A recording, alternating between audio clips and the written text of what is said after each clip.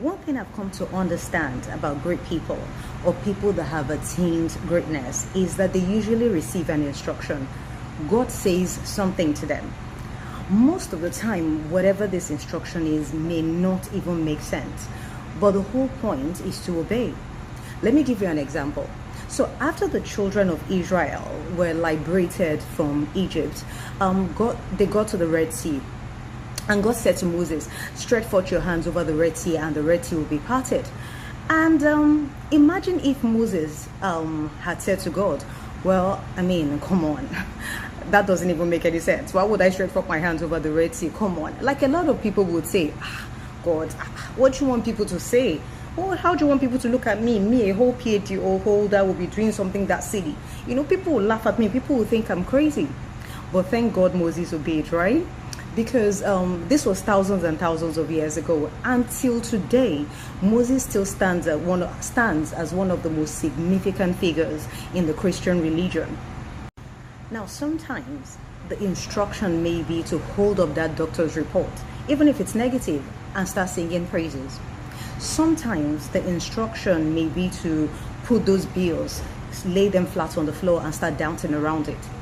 It won't make a lot of sense, but you're meant to obey. Why? Because God is still in the business of using the foolish things of the world to shame the wise. Just so you know, I'm one of those foolish things, but that's story for another day. Anyway, when you do receive that instruction, you're supposed to keep quiet about it because it's between you and God. What you're not supposed to do is go outside and broadcast it to everybody and tell everybody about it, because it's the secret to your greatness. Now, if you do broadcast it to everybody, one of these two things are likely to happen. Now, a group of people who are unbelievers of the word of God, usually what they would do is call themselves together like, got your friend, I think they're going crazy. Imagine what they're saying. Does it even make sense? They're going crazy. And when they do that and call you crazy, that may discourage you and make you lose faith. Now, another set of people that actually have an understanding of the word of God, but don't want it to happen for you, would say, oh, okay, that's what God told you, right? Let's watch it happen. Let me tell you about the story of Zachariah, right? So Zachariah was a priest married to a lady called Elizabeth. Now, they didn't have children, but they were past childbearing years. So whilst other people were outside, Zachariah was in the temple burning incense. And as he was doing that, Angel Gabriel appeared to him and said to him, do not be afraid. Your prayers have been answered. Your wife, Elizabeth, is going to conceive and bear a son. Which means he's actually been praying for a child, even though he himself and his wife were past childbearing years, yeah? So, and he then went on to say to him, he mustn't take any alcohol, no strong drink, and gave him a few instructions.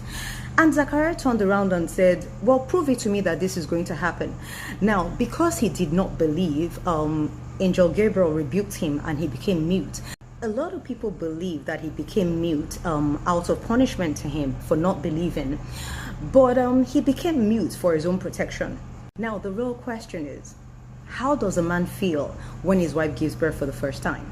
Now, in their case, it was totally different. This is something they had been praying about, and they were way past childbearing years. So what do you think he would have done? He may have gone out in excitement telling everybody about it. So he became mute. Now, another thing was he actually didn't even believe the prophecy. And then it was recorded that people outside praying were wondering why he was taking so long within the temple.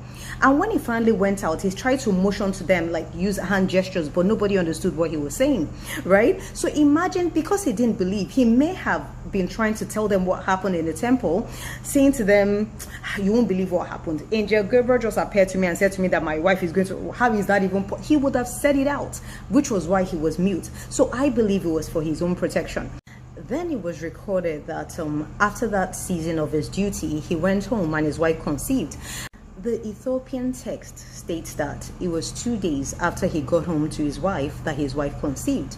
Now, his wife Elizabeth went on to buttress her husband's silence by hiding herself for 6 months. So 6 months of her pregnancy, she hid herself and nobody saw her. After the time of her pregnancy, she gave birth to a son. And by the time she revealed her son to the community, it was recorded that people marveled. And a lot of people said to themselves, what manner of child is this?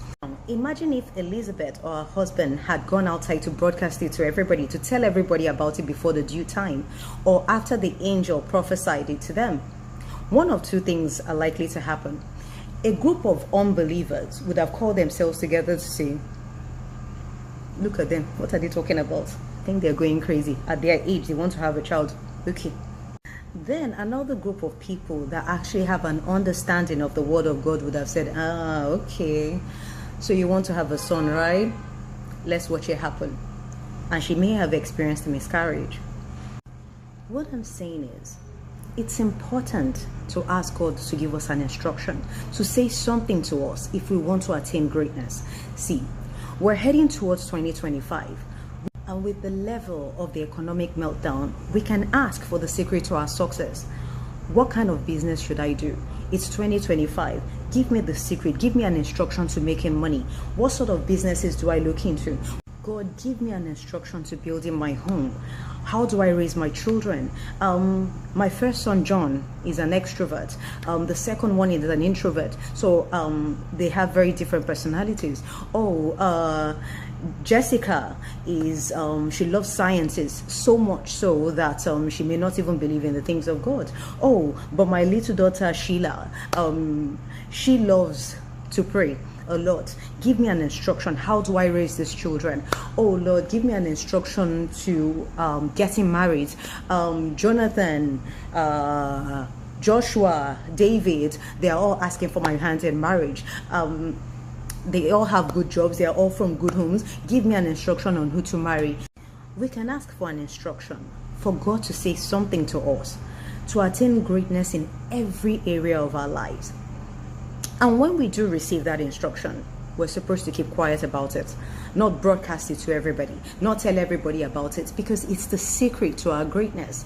Reason being, the enemy always comes after what God says. Not so much your name, not how much you have in your bank account, not how many cars you have. They want the secret to your greatness. What did God say to you, so that they can block and destroy it? Samson, oh Samson, the sugar in my tea, the jam and the marmalade on my bread, tell me the secret to your greatness. If you love me, you will tell me. How are you able to kill a lion by yourself? How are you able to win battles single-handedly? What's the secret to your strength? Tell me. If you love me, you will tell me. There's got to be a secret. God must have said something to you. What did God say to you? How about my brother? What are you doing differently? What is the secret?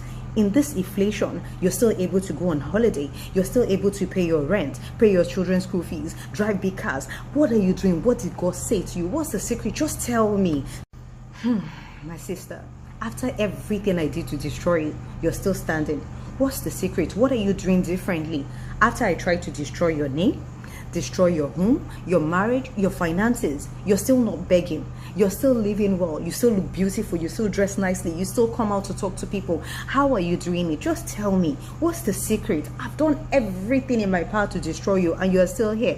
What's the secret? Adam and Eve, enjoyment ministers. What are you doing to stay in this Garden of Eden? No stress. You just eat whatever you want. You do whatever you like. Look at this garden, so beautiful. What's your secret to being here? There must have been an instruction now. God must have said something. Just tell me. It doesn't matter. Come on, tell me. I'm all ears. What did God say to you? Namaste.